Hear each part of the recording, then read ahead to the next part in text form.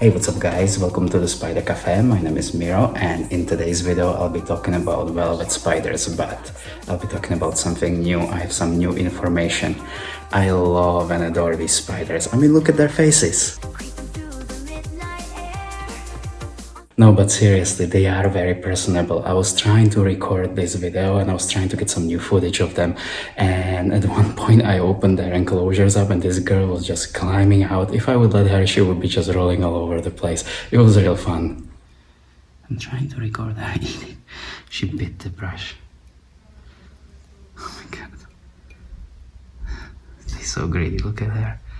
So the new information is about pairing. Because I love these spiders so much, I was really trying to pair them up, but it seemed really complicated. I posted like a video on them. So actually this is gonna be my fourth video on velvet spiders, because I was posting the video on their pairing and you guys can check it out on my channel, but I wasn't able to. I didn't even get close, and I talked to many keepers and I was wondering why. So I have a friend, Standa, and he's a scientist. He specializes in RSU spiders, and he explaining to me, and it's a little bit disappointing, guys, I have to tell you. But before we get into it, in this video there will be also included full guide on how to care for these spiders. So if you scroll to this time, it'll be you can just watch the guide if you're not interested in why is it difficult to pair up these spiders, but I think it's really interesting. So all right, let's get right into it. So why is it so difficult to breed RSUs in captivity? I spoke to Standa and he is truly a world-class scientist when it comes to RSU spiders. He's been studying them for 20 years and he goes out on locations and he finds them and he documents them. He also breeds them. And I spoke to him about it and he told me that in the nature they often find one female with sometimes 30 to 50 males in her burrow, and sometimes she eats them, sometimes they just mate with her until they basically fall off, and then another male will mate with her. They are quite promiscuous, those females, and they would mate with several males, with many males. Then they have something that in Czech it's called pohlavní fekundita, and I don't know how to translate it in English because, you know, I only learned it in Czech, but I assume it's something like, I don't know, sexual fertility or something. And basically what it means is that she only selects the strongest, like the best sperm for her, and that's gonna be the sperm that she uses to basically create new babies. And on top of that, so not only would have to have like, you know, 10, 15, maybe 20 males for, you know, her to really become gravid for her. Also, because RSUs is not that well described, there is a lot of RSUs. They would be like RSUs vulcanari, but they would be from different locations, and they would even like look a little different, like they have a little different markings or anything, but they would still be RSUs vulcanari. But because right now they really not well described, you may not even be certain that you have your RSUs vulcanari male is same as your RSUs vulcanari female. So that's another huge problem in captivity.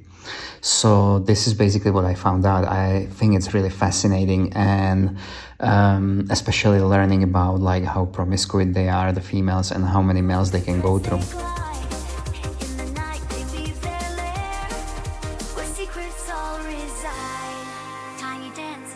And now it's time for Spider Cafe RSU's care guide, so check it out, see how to care for these guys. So when you first receive your RSUs, it's gonna be tiny, like a grain of rice, maybe even smaller. And people are usually terrified, but they grow so fast, at least the first year. Then it kind of slows down, especially when it comes to females. Between the subadult and adult female, that molt is gonna be really, really long. It might take even a year. But when they're this little, they grow really fast, and you can feed them anything from fruit flies to baby crickets. I recommend some of the crickets, maybe if they're too big, smash their heads, and RSUs are great eaters. And you can keep them in a little while like this one. Basically just put it some really dry moss and a few twigs. Here you guys watching a rehouse, and honestly it doesn't get any easier than rehousing RSU spiders.